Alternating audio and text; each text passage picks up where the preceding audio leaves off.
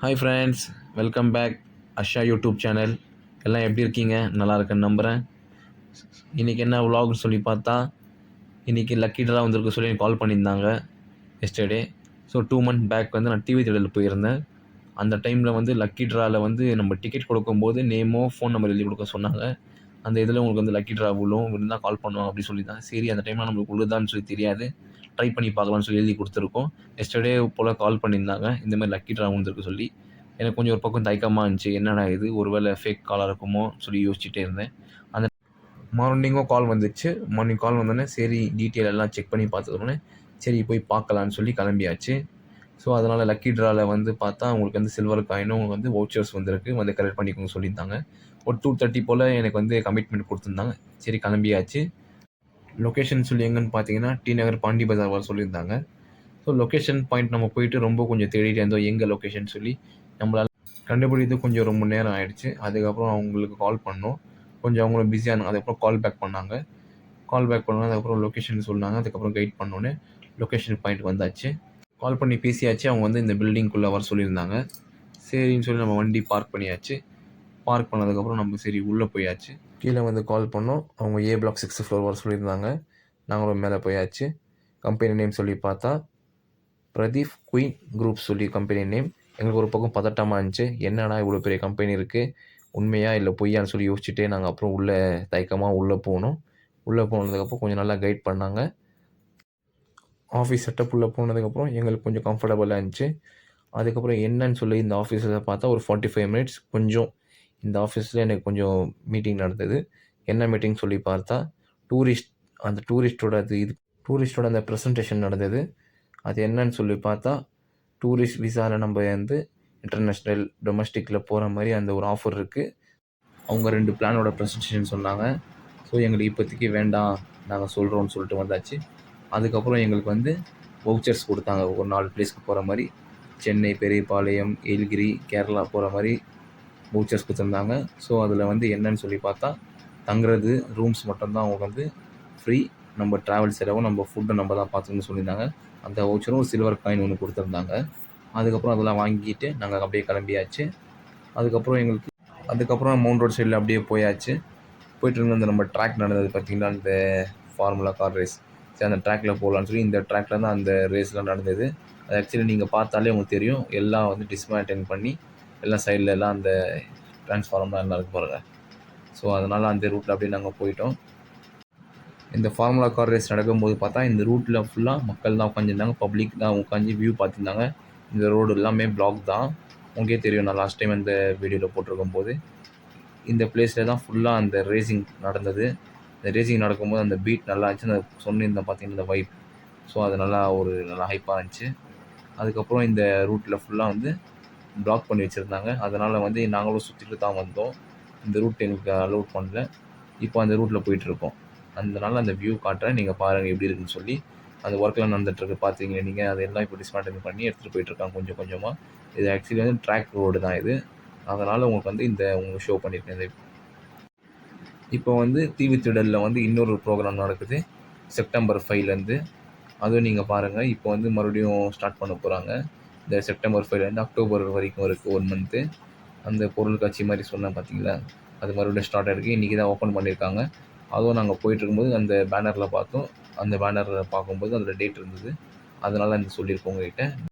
நீங்களும் டிவி திடல் போனீங்கன்னா உங்களுக்கு என்ட்ரன்ஸில் ஏதாச்சும் நம்பர் எழுதி கொடுங்க, இந்த மாதிரி லக்கி ட்ரா ஏதாச்சும் இருக்குதுன்னு சொல்லியிருந்தாங்கன்னா நீங்களும் எழுதி கொடுங்க.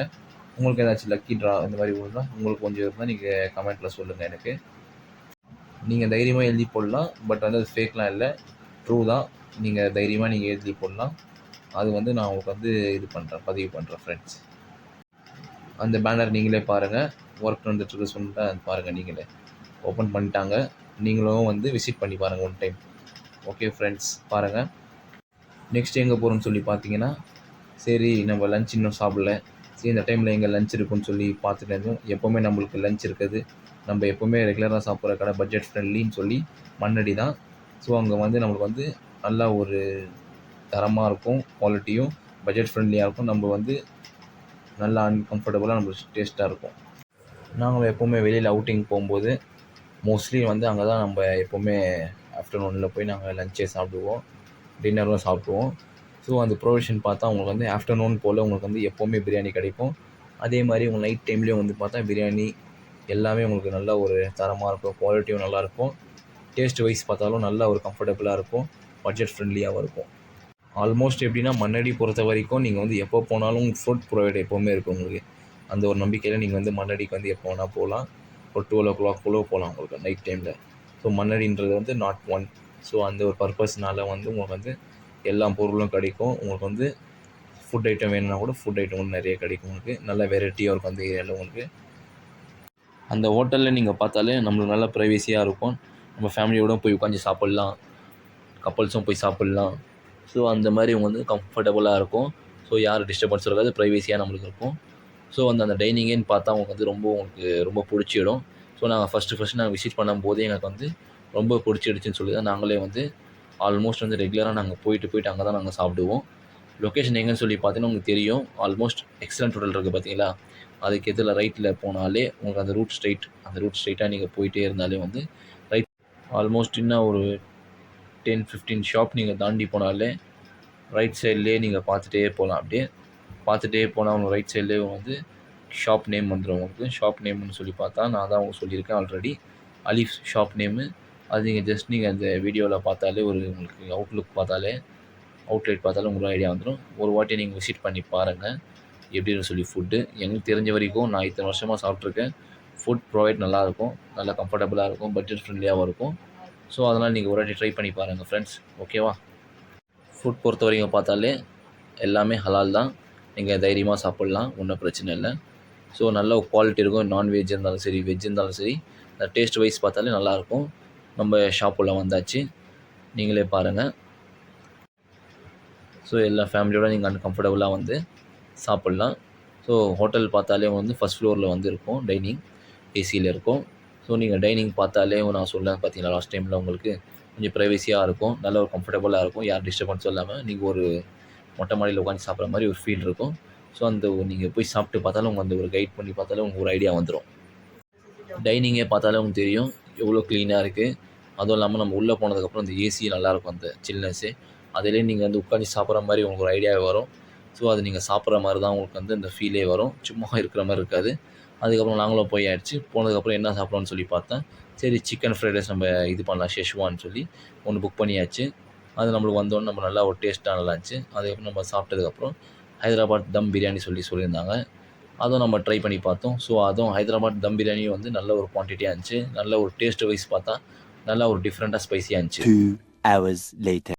வீட்டுக்கு போய் ரெடி ஆகிட்டோம் ஃப்ரெண்ட்ஸ். ரெடி ஆகிட்டதுக்கப்புறம் சரின்னு சொல்லி ஒரு ஃபங்க்ஷன் வந்துச்சு. ஃப்ரெண்டோட அவங்க மேரேஜு இன்வைட் பண்ணியிருந்தாங்க. சரி கிளம்பியாச்சு. ரிசப்ஷன். ஸோ ரிசப்ஷன் எங்கேன்னு சொல்லி பார்த்தீங்கன்னா நம்ம ரெடில்ஸ் இருக்குது பார்த்தீங்களா, அந்த இடத்துல லொக்கேஷன் இருக்குது. ஸோ அந்த இடத்துல நாங்கள் யோசிச்சுட்டே இருந்தோம் போகலாமா வேண்டாமா. ஏன்னா வந்து வெதரும் கொஞ்சம் மழை பெய்கிற மாதிரி இருந்துச்சு.